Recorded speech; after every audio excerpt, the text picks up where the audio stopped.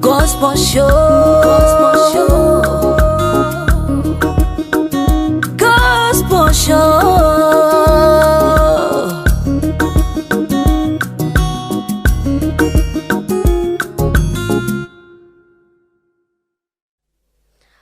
Bakunzi ba JCTV turabaramukije umeze neza twizere ko muguwe neza. Uyu ni wa mwanya w'ikiganiro gospel show live mushikirizo na Aliseniyo.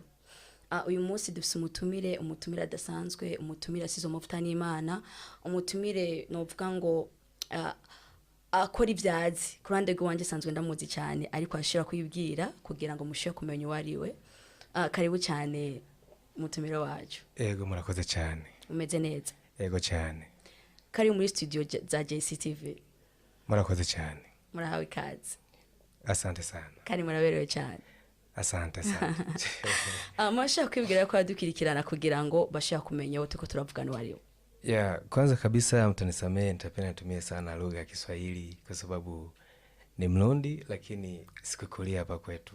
Na nafikiri sasa hivi ni East Africa wale wengi wanaelewa sana Kiswahili, Kiingereza, Kifaransa pia vile hata Kirundi.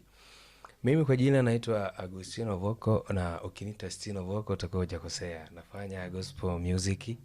Na leo hii nimepata baraka za Mungu, yani nimejaliwa na Mungu, ni baraka ya kipekee ambayo amenipa fursa kukaa hapa JCTV. Nimefurahi sana. Vile nipende kuwashukuru watangazaji na kameramani wao kwa moyo wa dhahabu ambao umeweza kunionyesha nikawepo hapo mahali hapa leo. Nimefurahi sana. Ushaka ngura mwita Vocal, ushaka mwita Stino. Yes. Augustino. Karibu cyane turagwaye ikanze mbo wisanzuye muri studio za JCTV. Yego murakoze cyane. Mwavyumvise ko ikirundi ngo kiramubangamira, mwashaka kwihangana, muranyumviriza mwongere mwumvirize nibaza ko mubisonikiwe cyane. Lakini nitajaribu na ashaka kugenda kuvanga nyene. Vocal usanzwe wa hano iwacu nyene amena ko donc nitukumenyere cyane hano. Umusanzwe muba hehe mukora ibikorwa vy'Imana hehe? Mu ncamake novuga ati mu Burundi ntibasanzwe bamenyereye cyane ndi nk'umushitsi. Ku buryo kuko nubwo ndo bariko natambura mu ibarabara bigoye cyane kugira umuntu ashobore kumenya kubera ibikorwa byanje ntivyashoboye kumenyekana cyane ga mu Burundi. Kubera ko namye ndabikorera hanze y'igihugu muri Tanzania, ariko ubu ngubu ndaha mu Burundi muhiri wacu ho nsanzwe mvuka neza na neza ni muri Makamba Inyanzarake. Wow. Muvuga Igiswahili ciza. Asante sana. Musanzwe muba Inyanzarake? Ndiyo. Uyu munsi ko muri hano ni mwaje gudutemberera, mwaje kuturamutsa canke n'ibindi bikorwa byasanzwe bisanzwe byaje bibazanye hano? Mu ncamake ndi mu gihugu cyane ni muhira, navuga ati ni muhira. Ndavuga hani Bujumbura. Bujumbura naje gutembera bisanzwe. Yego no kuraba karere. Kuraba karere. Karibu cyane nundi musi muzima karuke. Ego mugize neza cyane kandi ndabashimiye cyane ku mutima udasanzwe mwandangiye aba JCTV kameramani wabo nkuko nari navuga namwebwe bavuga abatangazaje menyesha bakuru wabo mwabimbaye cyane mubaye mugishe dasanzwe kuri jewe. Amen. Vocal indirimbo zanyu uyu munsi murabaririmbyi mukora giti cyanyu mwatanguye ryari kugira ngo muve muri harabusanga batangura bari makohare canke mu bundi buzima busanzwe ariko kugira ngo mufate decision yo kurimba giti cyanyu mwabitanguye ryari?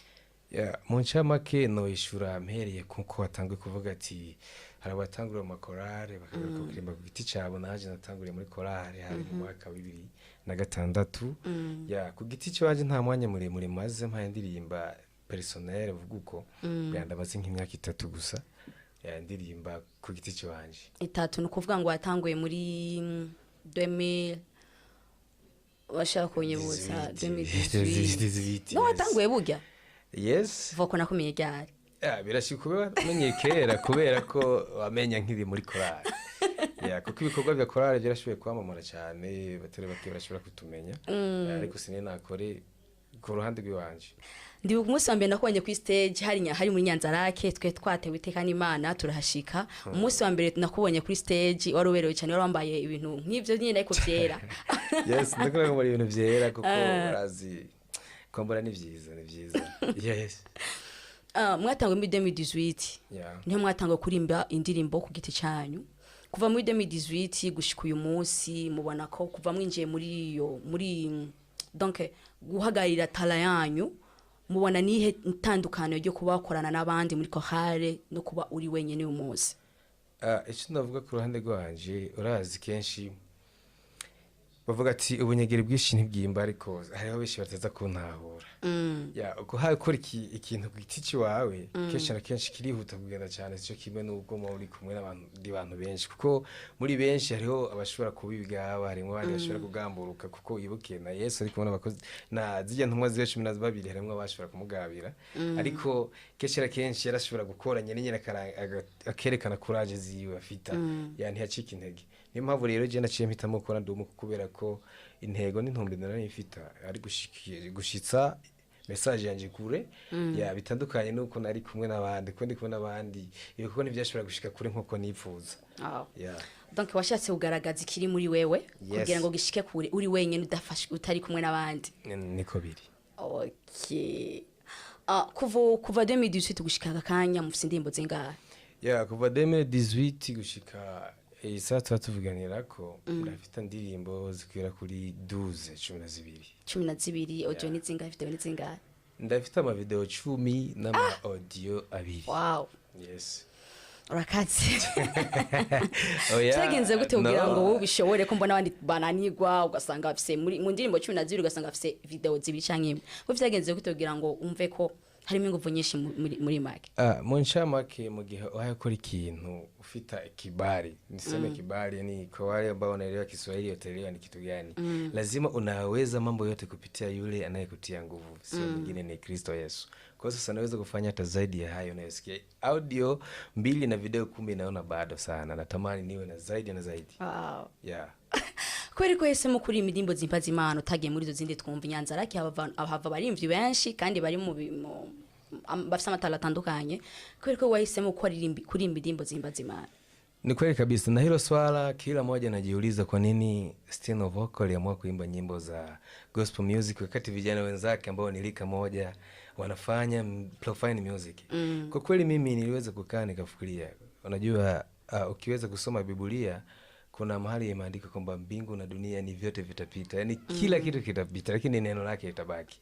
sasa baada ya kusoma hapo kwa kweli nilijisikia wito nilivutiwa sana nikasema hichi kitu ninachokifanya natamani nifanye kitu ambacho kitadumu milele unajua unapokuwa unafanya kitu ambacho unajua kitakufa kesho at least utafanya hicho kitu lakini utakuwa ni haujisikii yani kivile kufanya ucheki lakini utakapokuwa unafanya kitu ambacho unajua hichi kitu kitakuwepo muda wote lazima utakifanya ndio maana mimi nilivutiwa sana na gospel nikaona nimtumikie Mungu wakati wa ujana wangu nifanye gospel ambayo itakuwepo milele lakini profile najua ni kitu kita expire lakini wanaofanya provine wanisamee sana samee sijahukumu lakini hichi kitu ninachokifanya ni kitu ambacho hakitadumu milele maana mbingu na dunia kama vitatoweka hii profile itabaki ndio maana sasa mimi nikiwa kijana nilazimika nifanye gospel ambayo ni kitu kitakuwepo milele na milele wow courage wahisemwe neza asante sana iyo uri kurandika indirimbo ubu bwa mbere bwo ni wandika indirimbo canke hari undi muntu wasanze kwandikira hapana naandika mimi kama mimi iyo wicaye ukavuga ati jewe vuko uyu munsi ndandika indirimbo wisunga iki wandika indirimbo wisunze iki n'ubuzima burimo canke ni message utanga muri rusange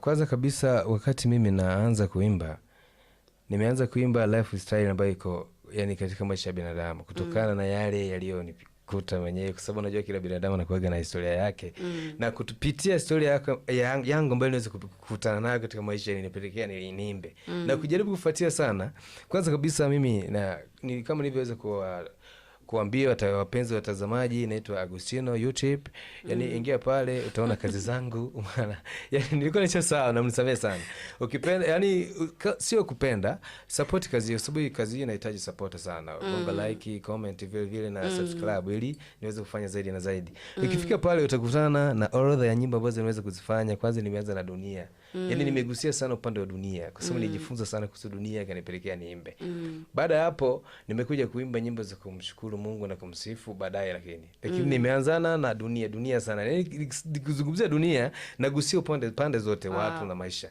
Yani nafikiria sasa, yani niandike nyimbo waga nafikiria kwanza watu naishi vipi, naangalia dunia ikoje, watu vipi iko, ndio nahoga nafanya kazi kama hiyo. Indirimbo vuze niyo ndirimbo ukunda mu ndimbo zose ufise canke nuko ari watanguriye ko, donc wagombye kwisunga kuri yo? Kwa kweli hiyo nyimbo ni nyimbo ambayo nimepelekea niimbe. Yani isige kwa hiyo nyimbo hata nisingeweza kuimba, kwa sababu mimi kweli nilikuwa napenda nikaa na wenzangu kwaya, lakini baada ya kusoma dunia vizuri jinsi ilivyo, nikasema huu ujumbe natamani yani uende ufike mbali, kabili nisimame mimi kama mimi nikaanza kuimba dunia sio mbaya, kwa sababu ni kitu ambacho najifunza na kikiona kabisa. Indirimbo nabashaka kuyumva. Yes, ipo YouTube sana. Aturirimbire ndabigusabye. Ndio kabla kidogo. Dunia sio mbaya, dunia sio mbaya, dunia sio mbaya, bali walimwengu ndio wabaya. Nimezunguka pande nne zote za dunia, changamoto nyingi nimekutana nazo mimi yo, mikasa mbalimbali nimekabiliana nayo, nikaja gundua kuwa dunia sio mbaya. Nimekutana na wanadamu na wanywa damu, nimekutana na wanaojifanya kuwa ni wema yoyo, kumbe ndani yao ni hatari yeri mama. Wameja barathuli, kiburi fedhuli, wameja chuki, bifu na unafiki, usoni wanakuchekea, ndani wanakumaliza yeye. Kweli tabasamu la mamba laonekanikiwa kwenye mawindo, ndugu yangu jiepushe na binadamu. Sauti kidogo meenda, utanisamehe sana. Murakoze cyane. Asante sana. Vuko ibintu byerekeye ibiteramo muri Nyanzarake, twama twabonye bitandukanye murabarimvyi mukora cyane.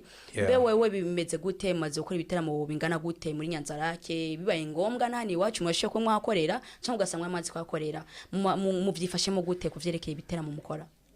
Upande wangu niseme mimi ni mgeni mpya ambaye sijajulikana kama ninavyowaambia, na I'm sure ninapokuwa nazunguka hata hapa barabarani hakuna mtu atakayenijua. Atasema yule ni nani? Kwanza sijulikani. Ilinibidi kwanza nisikalakie sana kuandaa tamasha, lakini hiyo ndoto ninayo, kuandaa tamasha. Sijaandaa hata moja, sipokuwa tu nchi jirani ambapo nilikuwa nafanyia muziki. Niliweza kuandaa sana matamasha kule, tulifanya vizuri na watu wa kule. Mpaka sasa hivi haina haja kujitambulisha, unajua yaani ukija mfano Gospel Media ni kampuni kubwa kule, nayo promo wasanii wananifahamu. Ukija kwa gazeti la Bingwa vile wanajua. Kwa hiyo sasa kule niliweza kujulikana, sio kama hapa. Lakini sasa hivi ndoto ninayo, kwa sababu niko nyumbani ndimoira, lazima sasa nifanye. Courage no kweka ndibari yagushikiye. Asante sana. Ariko hari indirimbo ashaka kuzi ko hariya canke nanje ugasanga ndakuzi cyane jewe. Najua kwa sababu natumia mitandao. Turimbira irya ndirimbo, hari indirimbo bakunda cyane abantu waririmbye wakoze, antukigeze ahantu ndabitswe ari kunda kurimba cyane. Yes. Kugira ngo n'abatakuze hano niba barayumvise avuga ati kumbe ya ndirimbo yarimbye Vocal. Yes, ninayo nyimbo moja inaitwa Asante, ndo nimeweza kuposti, nimetangaza juzi na nimefanya hapa nyumbani. Inaitwa Asante, nimeweza kuiposti kwa majuzi tu. Ipo sasa. Bakuzi kono n'abantu. Nyimbo ambayo napenda sana watu ni Dunia Sio Mbaya. Ambayo nimetoka kuimba sasa hivi. Hiyo ndio nyimbo ambayo iliweza kunitangaza sana, nikienda yani mataifa tofauti. Ukitaja Dunia Sio Mbaya tunajua ni Augustino Vocal. Yes. Ndirimbo bakore hano ni bakore hehe ni ya. Inaitwa Asante Yesu, nimeweza kufanya. Chini ya MA Production nimefanya vizuri. Okay. Akwenda batangarize ko uyu mutipe yagiri kuri stage. Muri Nyanzarake nibaza ko abantu baho antukangira ngo mufungura ibifungwa bibahinguvu cyane. Uravye ko niyo muri kuri stage ko mwifata muvyitfatamo neza cyane. Iyo uri kuraririmba abantu ukabona bakwakiriye neza, ukabona twavuga ati wow, uvuye kuri stage wifata gute iyo ubona abantu bakwakiriye kuriya? Urabizi ko nakomeye uri kuraririmba, uvyakira gute, umva wo kwifata gute imbere y'abantu? Mu bisanzwe mvuye kuri stage nkaririmba, nkabona abantu umva banyakiriye neza, kuri jewe ni ikintu kimpimbara cyane kandi kikantera gushima n'Imana cyane ko icyo ndiko ndakora yani gifise kibali. Nikisema kibali sijui kama watanielewa bana, jina nichanganya unisamee. Yani naona kama gifite ngirovuga peremi. Yes, gifite peremi ni Imana. Jo gituma rero biranezera cyane ariko ntibintera kwishira hejuru cyane. Ya kubera iki gikorwa nkora nabwo ari icanje naragitumwe. Niyo mpamvu rero ndiko nagikora nkabona umenga abantu baracakire neza birampimbara nkavuga ati komeye cyakintu maye nkora ndi kumwe n'Imana yonyene ubwawe. Imana yagushikiye. Yes. Mu burimvyi bwawe nibihe bintu mazeho guca intege wumva bikubabaza iyo uri kuragenda cyangwa uri kurakora haba mu kugwa vyawe cyangwa muri quartier abantu bakwakira neza cyangwa nikihe kintu biguca intege? Mu ncamake kira kintu cyose ukora ni ngombwa uhure n'ibigeragezo no ibigeragezo batanzania bita changamoto. So nk'ibigeragezo kenshi nkunda guhura navyo ari navyo vyinshi intege nko gwaruka noza nko ku ruhande rw'gwaruka ndaruvuga ko ngaruke ni ku ruhande rwa wanawake yani ibyo ni ibintu birinza kuvuga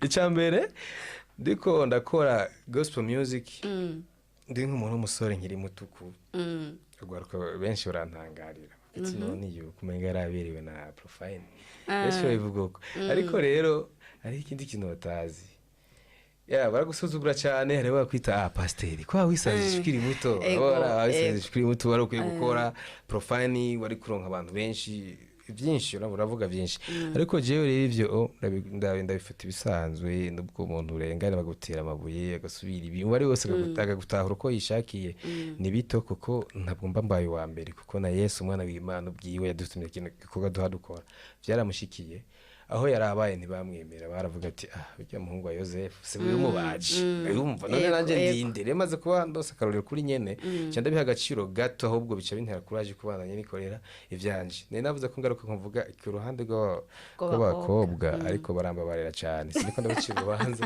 umuvye nicyo bindi bigerageza dufise bidasanzwe bidasanzwe kabisa ariko nibisanzwe ko maze kuba umenya tugeze aho rero reka tuhatebe gatoya reka abakobwa bakora iki barakumanura sintade ntwa turagutahura novuga nk'akarorero nko ku ruhande rw'abakobwa uretse kumanura gusa barabona gupoteza reka tujera guhakarira gacire hagufi kuri basayimba badisindimwo abakobwa navuze ati barambabarira cyane sindiko n'abacirubanza ariko bibaye ngombwa ko no bivuga kuko reba abandi bantu bashika ngaha batubiteka n'Imana bakakirwa na GCTV ikora neza itabaguye impano vuga ati wakora profile wakora gospel bose babahimba ikibanza kimwe n'icubahiro sivyo deka je ndabivuga kubera ndosi no bakoje gushika ngaha barambabarira cyane gusirikura abacira urubanza ico nico kigeragezo dufita cyane nka twebwe abantu baririmbye baba barimba gospel n'abaririmba profile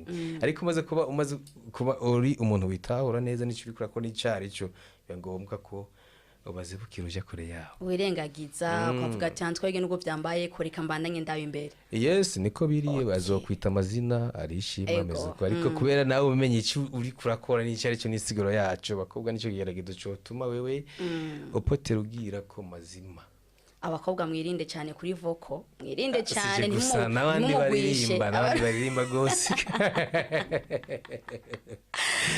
ivyo byari biguca intege mu burimvyi bwawe inyungu nazo wabonye mu burimvyi bwawe n'izaye inyungu irahari inyungu ya mbere novuga gushika isaha gospel music yampaye umuryango udasanzwe kuko iyo mvuga ati reka ngende nicare hajya muhira gushika isaha GCTV ikora inka ntibinzi yumva uri umuryango wa mbere nishimira ni keza ko naronse biciye muri gospel ubwira kabiri hari abantu benshi bamaze kwakira agakiza biciye kuri jewe kuko ubuhamya ndi nabwo baransanga ni box za Facebook bakambwira ati turahezagiwe n'ibikogwa ukora kiri umusore muto urumva bikantereye nanje courage kumva nkora kuko mfise umuryango mwishi naronse biciye muri izo nzira za gospel niyo mpamvu rero Yambo na abakobwa bakomeye ndikeza asaba kubugusa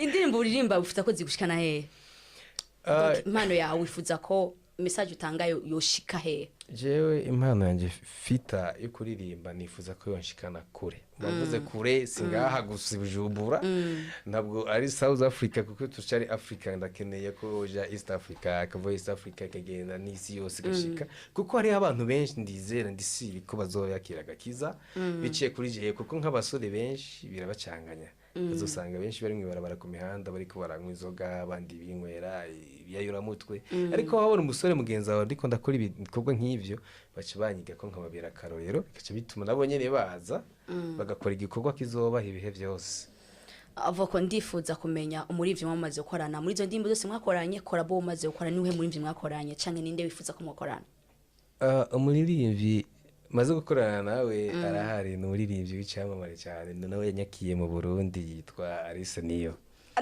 niwe muririmbyi twakoranye indirimbo yitwa Ndowayangu wenda muramukije Aratuyagira turakoranye indirimbo imwe yitwa Ndowayangu na tuzoyipostinga ivuga kubiye ivuga ku byingo n'imiryango ku bantu bubakanye bashakanye ariko twe turashakana abashakanye bagashira imiti bagahuza ivyimviro bakabona kumwe bakubakana rero iyo niyo kado twabateguriye tuzoyisora umwanya wose tuzoyibaha tuzoyibagabira ndimbi dosoka ari audio cyangwa dosoka ari video nico gituma tutashohoye ama audio kuko je kwera nk'ibintu byo ma audio sinkunze kubizora kenshi ndakunda video na audio kugira abantu babone ivyo nakoze nibiki iyo mpamvu rero turindiye niyo Imana ya dutera iteka dusore video hama duce tubwira ko tuyibagabira kada abantu voko ivyo urakora nibaza ko urabisobanukiwe cyane urazi ivyo urimwo kandi uburyo ubishiramwo ni burebure gukora video sikintu coroshe mbega wewe uravye inguvu bishiramwo umuntu yoza muri imvya gusaba ngo ndashaka ko dukora indirimbo uwo mobilija ko isoka na video canke mu gihe bafise audio yonyene wokunda ko mukorana hama video ikazotegwa mu nyuma nko ku ruhande rw'ico cerekeye collabo ni ikintu twoshobora kuvugana ko tukavyumvikana kuko ni kiyago kiba private nk'abantu navuga ati batazamaje baza barindira ibikorwa tuba tubashikirije ariko kenshi nkuko nabivuze ndabivuga mbisubiramwe ndakunda je kenshi gushira hagaragara ama video kuko turinze tuvuga ata ama audio duteranye dusanga umenga ni ibintu bidasobanutse ariko ari video rere mu muntu acabona ati kino kintu gifise igisigiro nyabaki wari uvuga ati niyaza kutumbera uzo yibangikanye ko indirimbo isohoka ari video ibice 75% yo itekanya video uravye muziki wani wacu muri gospel urumva uravuga ko ati uri mushasha imyaka 3 simike nubwo atari na myinshi uravye muziki wani wacu aho maze kugera ibikorwa maze gukora ukagereranya no muri Tanzania aho kunda gukorera canke mu bindi bihugu ubona umuziki wani wacu woduha amanota angahe kwijana wacu kweli murambabariye kuko mwanteye iteka no munsi nicara muri JC yani ahantu hari wese yifuza atararonka ibakije kwicara nkuko ndahicaye mu Burundi kweli turacari nyuma cyane ku muziki ikibituma suko tutazi kuririmba kuregana mu Burundi nanje abarundi bararimba cyane mbere navuga ati bafite impano nyinshi cyane zo kuririmba ariko ikibazo nta ico bita supporter bafite ariko rero uyu munsi ndashimeje je hano icenga nta n'urufaranga rumwe natanze mu vyumve umujyanki ruguruye JCTV kaza cyane abakameramani babo bafite umutima mwiza aba journaliste nta kibazo bafite kabisa barabahaye ikaze mwese mushike ngaha mugaragaza impano zanyu hama bizoshika kure kuko iyi niyo bita support kuko ndazi nko muri buja nganti mwari munze ariko bice kuri JCTV mugiye kumenya iyi niyo support rero Tanzania bafita support cyane muririmbyi muto na mukuru bose babaha urwego rumwe agaciro kamwe muririmbyi muto yakoze ikintu usanga nagiye bita mu star legend ariko nabivuga bivuga usanga ariko posting ibintu vyiyo bica bituma ashika kure cyane barafatana mu mugongo uhagaze ikintu cyane cyo gushikirana gufatana mu mugongo ariko nibaza ko hari n'uburyo utakoze ntitwo gushikira natwe mbe nka wowe kuri kurakora wifuza ko umuziki wacu ho hindukike wo hindura iki kurande gwa woshiramo izihe nguvu zingana gute kugira ngo donc tube basi tube hagati y'abandi kumva barabambere twe turabanyuma sinavuze yuko muri abanyuma nyumve neza navuze ati turacari kure cyane batazaniye mba baraturuta hajye ubona baza kuba kurusha ndi notarimwe bakuruta gusa jewe sinovuga ngo hari ibintu birebire cyane ntava nza guhindura bitandukanye n'ivyo basanzwe bazi. Ndazi ngaha mu Burundi kuririmba navuze barabizi cyane gose gose, ariko ikibazo ntibashigikiwe n'abatwa mu mugongo. Uravye nk'amarediyo ntashobora kuvuza indirimbo z'abaririmbyi mu Burundi, usanga indirimbo z'Abatanzania zibindi bihugu ziko ziravuzwa. Ariko rero nko mu gihe bo bashigikira ndakeka ibikorwa byo byoshika kuri kuko barazi kuririmba cyane. Kandi iki gikorwa cy'uburimvyi kandi n'ikindi gikorwa cisaba ukwitanga, kandi mwibuke na Yesu yarabivuze ati nimba ushaka kunkurikira manza wiyanke muheze nkurikire, kuko hariho umurimvyi yumviye ati none je nkora video nk'uyu munsi, yani ntanga amafaranga menshi ntagire icyezo nyinjiza, usanga rero bafite ama audio menshi kuri YouTube baca batahira kuko baranka kwita witanze. Rero nawe usanga uko zibindi birenze. Uyu mwaka duteguriye iki? Umwaka ndafite ikintu cya mbere surprise nababwiye, ni yakado twakorana na wa muririmbyi yitwa Arseniyo icyamamare nemere Bujumbura. Ijya niyo kado ya mbere tugiye kubaha vuba. Ndafite n'izindi ndirimbo zikwira kuri zine nateguye nzoza ndasohora imwe mu mezi 3. Shaka kubaza akabazo. Tubwira indirimbo igira gatatu vuye kuri uheruka gushira hanze, igira gatatu subiye inyuma warakoze. Uretse asante Yesu nkuzubo nyene igira gatatu uvuye donc uri kusubira inyuma uvuye inyuma. Ego uvuye kuri iyi ya kabiri ireke utubwiriye gatatu. Igira gatatu yitwa Mungu ni mwema. Turi imbere twumve. Numva narongoye nyene kuri ya gatatu. Bebe urumva rifite n'izina ryiza, Mungu ni mwema, Imana ni nziza. Yes. Twakurindiriye. Kapera kidogo. Okay. Mungu Mungu Mungu Papa rinena, ameita nchi toka mawio ya jua. Mungu Mungu Mungu Papa rinena, ameita nchi toka mawio ya jua.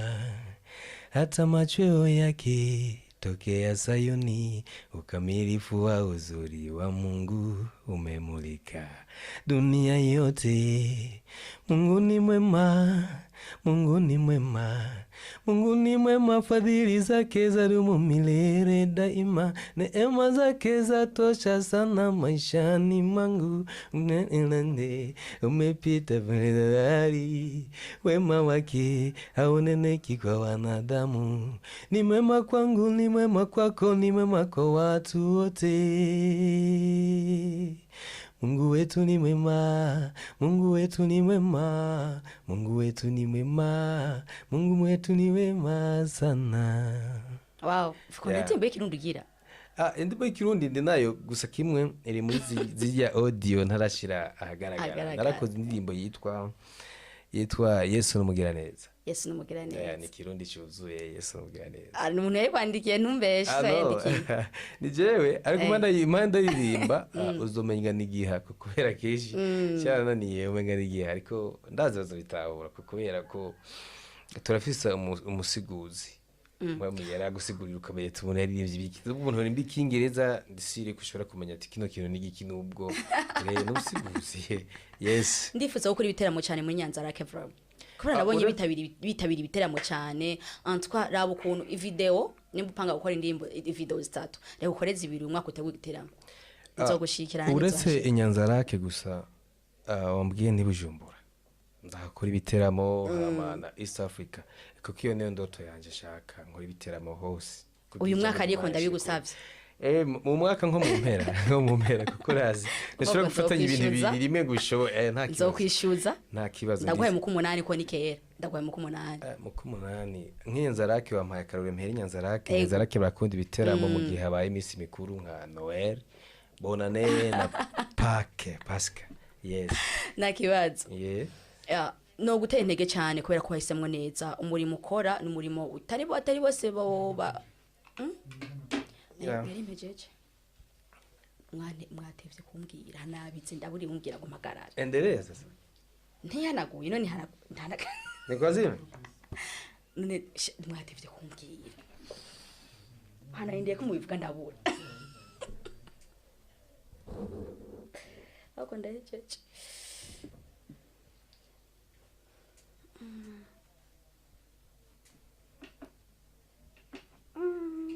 Wakoranye na Arseniyo ma urabipfutse.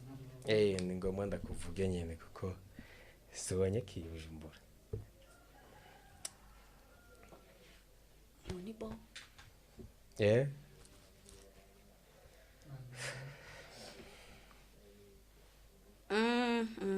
Nari majeje.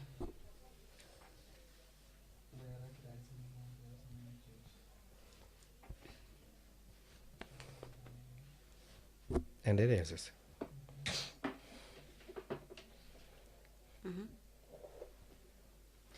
Vocal twakwakiriye muri studio ya JCTV twanezerewe cyane twabura byo byiteguriye ukuntu umeze ariko nibaza ko ariko mumeze nabamenye mbona mwifata neza cyane mwakoze kuza hano nundi munsi twaye ikaze sinzi ko ari cyo ubwira abakora dukurikirana ibikorwa ugiye gukora ibyo dutegurira muri umwaka ibyo wifuza bagushigikira cyo wifuza kwabwira cyose kibabwire kugira ngo turangize iganiro cyacu ikintu cyambere noherako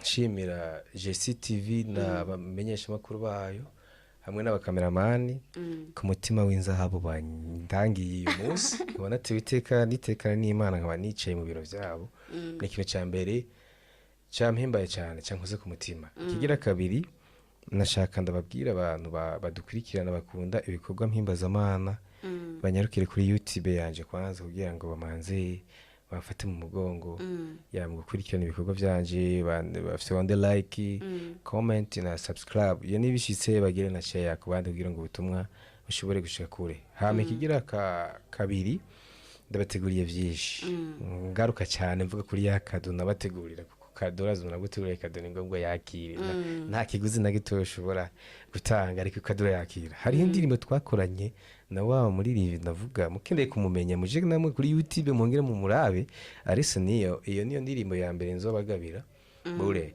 inyuma yiyo hariho izindi nababwiye ko ntegerezwa kuzishira hagaragara yani ko imisi zogenda ikwira niko bazogenda baziraba kubera ko bazobaza bafyonze subscribe yani size ko doshagira ko bayibona nabateguriye vyinshi kandi sinzabamara amaza. Wow, merci beaucoup.